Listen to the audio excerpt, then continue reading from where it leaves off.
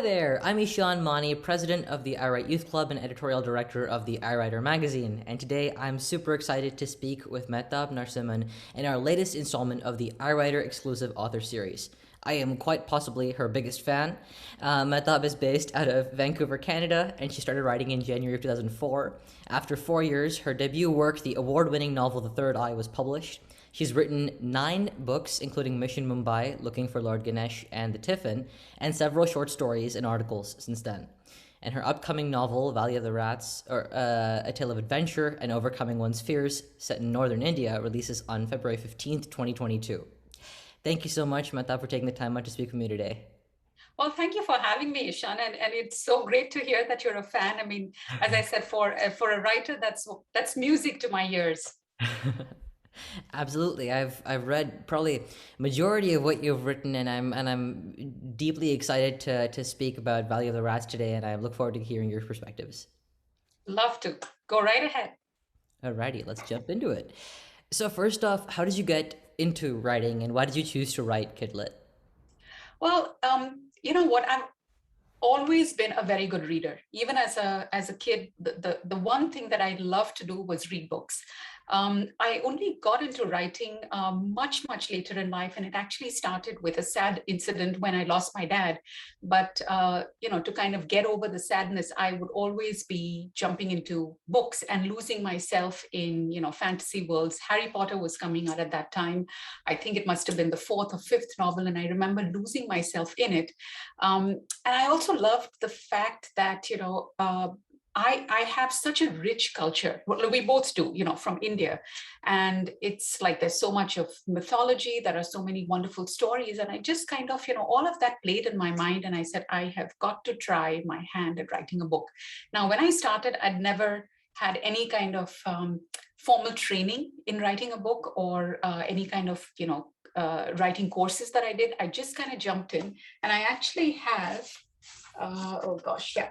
This is the very first kind of notebook. Oh, And if you can see, it's a small little notebook. And I started just jotting down notes here. And this is what finally, 4 years later, became The wow. Third Eye.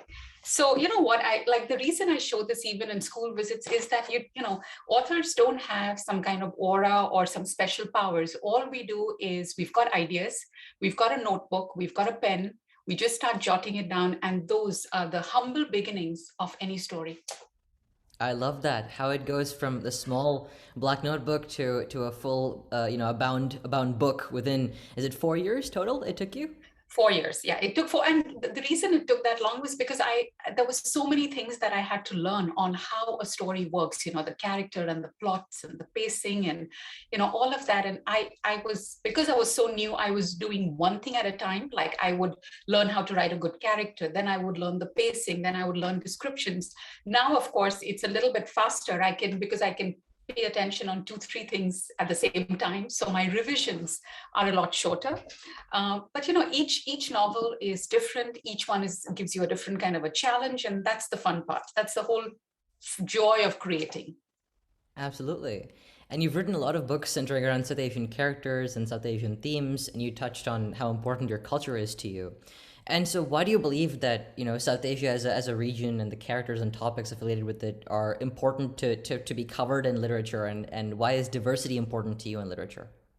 Well, I think the most important reason is that all kids reading should be able to see themselves. And when I was growing up in India, I remember Enid Blyton Hmm. was most prevalent. I mean, you might not have read them, but I can I probably tell have. you that I've if read you all of have, them. okay. I love them. I have to say I love them. I mean, now I realize that they were not the best novels, but that was what was available at the time. And I remember reading, The Magic Faraway Tree, and those the famous five and the Secret Seven.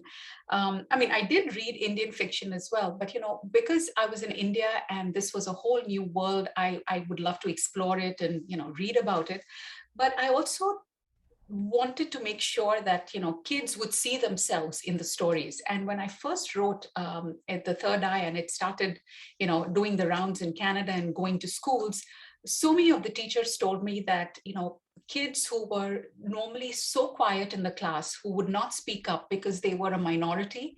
And when she started reading this book in class, they could see themselves in the story. And they started, sharing, what a chapati is or what a sari is and stuff like that. And somehow it empowered them. And for me, that was so good to hear, because every child, no matter where you are in the world or where you come from, you should be able to see yourself in a story. So that was my purpose. And of course, we've got such a rich culture, so many rich stories. I just had to share it with the world. Of course. And so, talking about representation, you also have, I mean, Tashi in Valley of the Rats is an albino character. And Mhm. so, what was the process behind, and why did you choose to write an albino character, and what do you feel that adds to the book? Well, I just wanted someone, I mean, I wanted a very strong representation of the other, and how important it is to embrace the other's perspectives without trying to judge them or put your own, kind of thoughts and feelings. So I know that it was a very, very stark kind of a distinction, but I just wanted to have Krish in the beginning, come with his own perceptions and his own stereotypes. He comes from the city of Delhi, and he's educated, and he's, the son of a famous photographer, and he comes with this mindset, thinking he's superior. And then he comes to this village where everyone is so different, and especially Tashi, who initially it's like, whoa, this person is so different from me, and I don't think we're ever going to get along.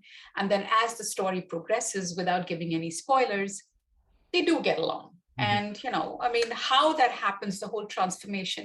And I think one of the key things that I wanted to do was have everyone, whoever reads the book, realize that, have an open mind to someone who's different from you. um, no matter, the differences could be small, the differences could be stark. Keep an open mind, because you never know what you might learn from them, what you might gain from them, and how much of richness they might bring to your life. And obviously for Krish, accepting that was a game changer for him. And I'm not going to say any more than that in case people have not read the book. We've talked about Krish, we've talked about Tashi. So each and every one of your characters that you've ever written, I think, has a clearly defined personality, has a clear moral compass, something that's very, distinct to them. So, for example, Kabir, Krish's father, is very adventurous, while Krish is a massive germaphobe and a bit of a book nerd, afraid of all these risks. So, does each of your characters have a bit of you in them, or what is your sort of career, like creation process for each character? Most of our characters that we write will have a little bit of ourselves, plus a little bit of everyone we've ever met in life. I mean, as writers and as curious people, you're interacting with the world, but you're also gathering little tidbits, like a squirrel, and something interesting, something quirky about a character. You just kind of put it at the back of your mind, saying, this is going to go in a book, this is going to go in a book. So for example, Krish, I am a bit of a germaphobe myself, and when I go to grocery stores, I am wiping the carts. When I come back, I'm washing my hands. I was recently on a road trip from here to Toronto, and we drove. Okay, Oh so wow. which is I mean, if we drove straight without stopping, it would be about 4 days, 2.5, about 3.5, 4 days. But we did have a few stops. But a lot of the places that we stopped were gas stations, and a couple of shady hotels. And I was like, oh my God, I'm in the wilderness here.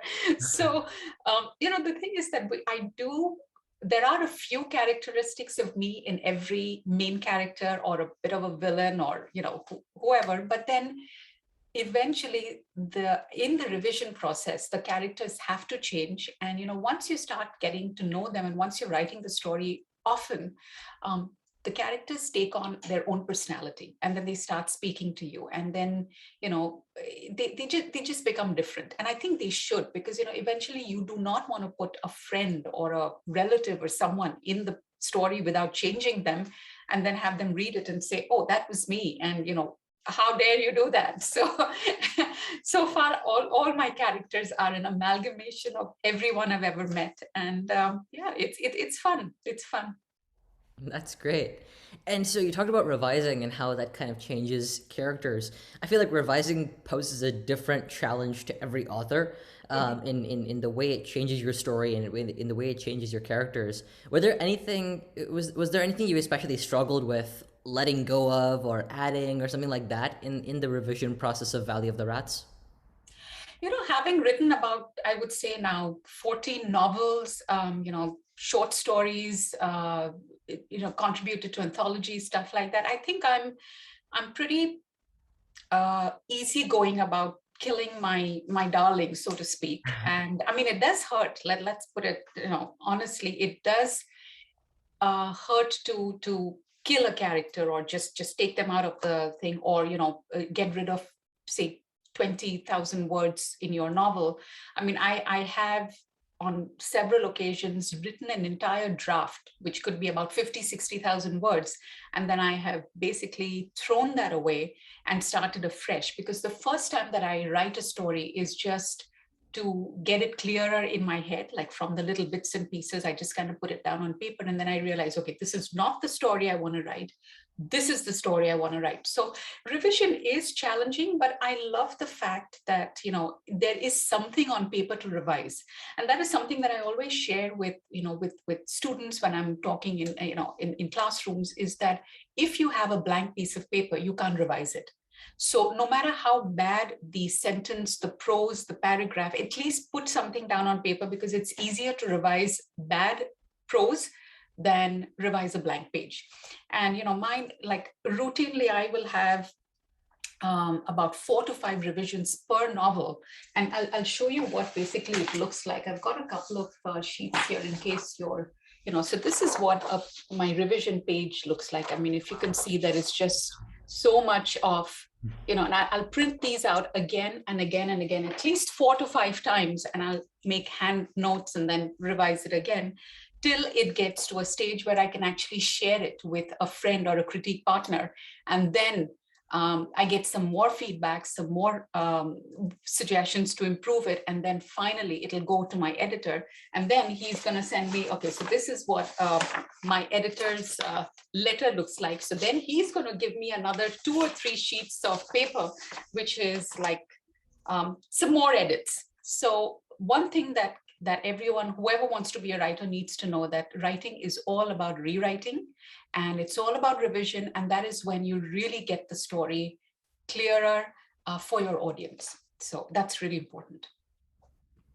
And what is a writing mistake in this revision process, or I mean, I don't even know if you want to call it a mistake, but something that you found yourself doing that Mhm. you had to kind of change, but it was a repeated thing that you kept getting feedback on it.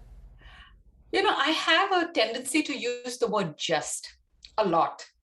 And there are some words that I tend to use very often. Just, of course, is one of them, because it's also the way we speak. And then I have to make sure that I go and take those out. I have a habit of writing, using a lot of the ellipses, which is the dot, dot, dot, kind of complete the thought. So those are the little quirks that most writers will have. Each of them will have their own.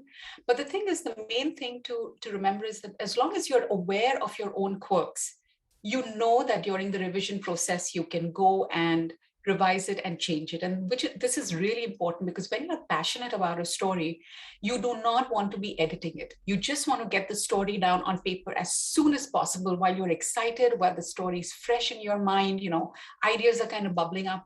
That's the time to just write it down. So however you write it, with whatever words you use, just write it. And there are sometimes, I have characters and I don't even have a name for them, and Mm. I'll just put an X, or I'll put a Y, I'll put a Z, and I'll just keep going, because I know in my head who those characters are, just so that I don't slow down. And then at the end of it, during the revision, is when I will cut out the extra words, the overused words. I'll name the characters. I sometimes may write about a description that I am not quite familiar with, but I know it needs research. But we all know that if we go to the internet, it's a rabbit hole. We will just go down that rabbit hole and not, we'll click on this and so I try and just make sure that nothing distracts me from writing. and then I will go and, all the words that I know that I tend to overuse are the ones that I have in my head, and then I will go and revise it and make sure they're all, and it's good, with Word, you just do a find, and then sometimes I'll find, oh, I've just used the word just maybe about 200 times in my novel, and then you just go page by page and revise. So yeah, that's what I do. And here's a question that I had as soon as I opened the novel. So, Valley of the Rats is set in a small village whose inhabitants are pretty obsessed with rats, as the name may suggest. So, how did this idea come to you? Because you talked about just putting it down and writing it, but was there some sort of internet rabbit holing involved? Because I know there's one place in India, which is Karni Mata in North India, which Yes. there's a lot of rats there. But besides that, anything else you had to do? So absolutely, the Karni Mata temple was one of the documentaries that I saw. Like one of the things I love doing is YouTube videos. I mean, I just look at interesting stuff that's happening, and based on your viewer history, stuff gets suggested to you. So I don't know how. I don't think I actually went looking for it, but somehow it popped up in my feed, and I looked at it and I said, "Oh my God, rats!" And I am deathly afraid of any kind of creepy crawlies, okay, whether it's a cockroach or a gecko or rats.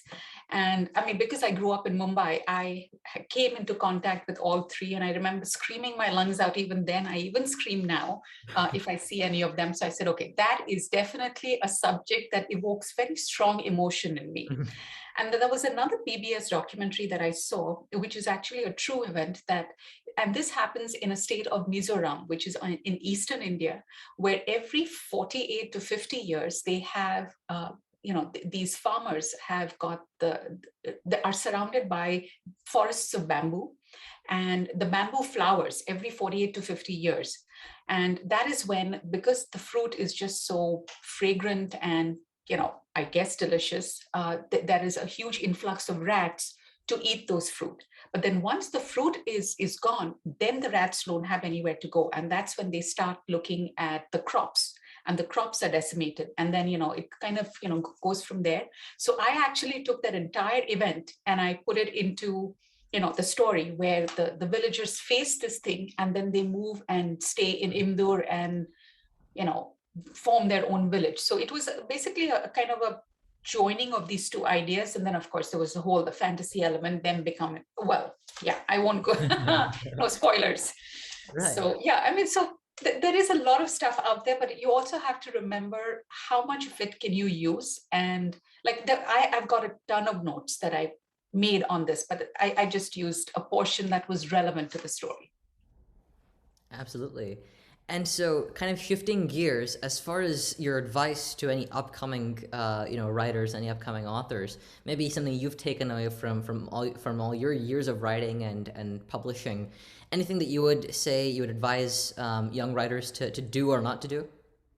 Well, for one thing, to be a writer, you have to read. That is so important, because you do not have the tools or the vocabulary or the imagination unless you are a good reader. So I would say the first thing to do is read a lot.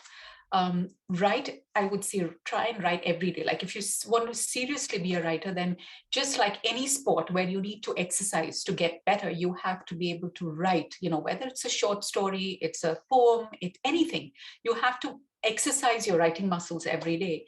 And whenever you're writing a story, you remember one thing, you've got to be very, very mean to your character. You may be a wonderful, sweet person in real life, but when you're a writer, you have to be mean. You have to put your character through a lot of dangers. And the cliche is that you have to chase your character up a tree and then throw stones at it, at him or her or whoever. So because the engine that drives any story is conflict. So you have to make your story as important as possible, as conflicting as possible, to make it very interesting. And yeah, you can just keep practicing. Thank you so much for chatting with me today, Mahtab. It's been amazing. Well, thank you, Eshaan. Such fabulous questions. And I've been following everything that you've been doing, as a literacy advocate. So I just want to say thank you so much, and continue doing what you're doing. Like, it's amazing. It's absolutely amazing. I really appreciate it, and I appreciate you taking the time out as well. I know from your busy schedule and from everything that you're doing right now with your Valley of the Rats promotions and everything like that. But once again, to everyone who's watching, Valley of the Rats releases on February 15th, 2022. I encourage all of you to order in ebook form, audiobook form, or of course print form. I'm Eshaan Mani, president of the iWRITE Youth Club and editorial director of the iWriter magazine, signing off. Be sure to like, share, and subscribe, and ring the notification bell for all latest updates. And thanks so much for watching. Bye.